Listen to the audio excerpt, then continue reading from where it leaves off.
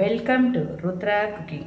காலை எழுந்துச்சாலே இன்றைக்கி என்ன சாம்பார் வைக்கிறது, என்ன பொரியல் செய்கிறது, என்ன செய்யலாம், இதே யோசனை தான் நமக்கு. இப்படி யோசிச்சு தான் இன்றைக்கி காரக்குழம்பு பச்சை சுண்டைக்காய் கிடச்சிது. சரி, அதை வச்சு ஒரு காரக்குழம்பு செய்யலான்னு பார்க்குறேன். அது எப்படி செய்யறதுன்னு பார்க்கலாம்.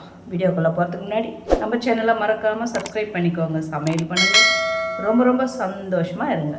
வாங்க வீடியோக்குள்ளே போகலாம்.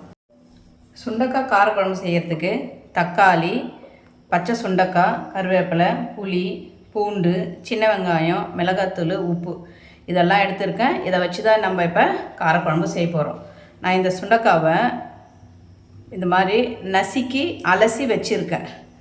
பச்சை சுண்டைக்காவை ஒரு கவரில் போட்டு நசுக்கி நல்லா கழுவி இதெல்லாம் வச்சுருக்கேன். இப்போ இதை வச்சு நம்ம காரக்குழம்பு செய்ய ஆரம்பிச்சிடலாம்.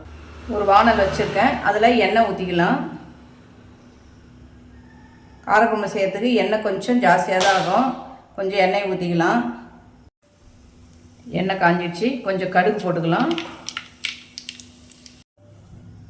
கடுகு பொரிஞ்சிடுச்சு, கொஞ்சம் கருவேப்பிலை, நம்ம கட் பண்ணி வச்சுருக்கிற வெங்காயம்,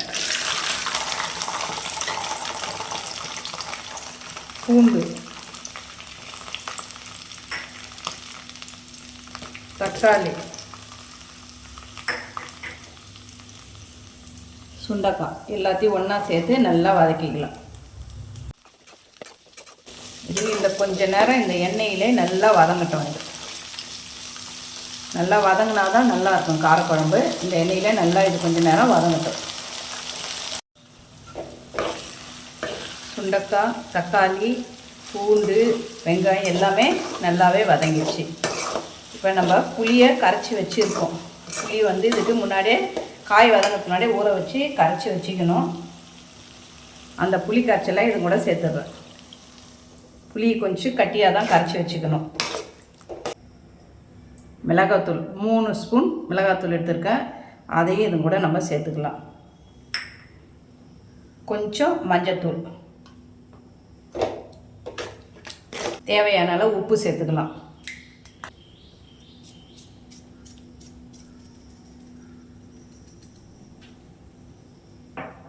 டேஸ்ட்டுக்கு கொஞ்சம் சர்க்கரை,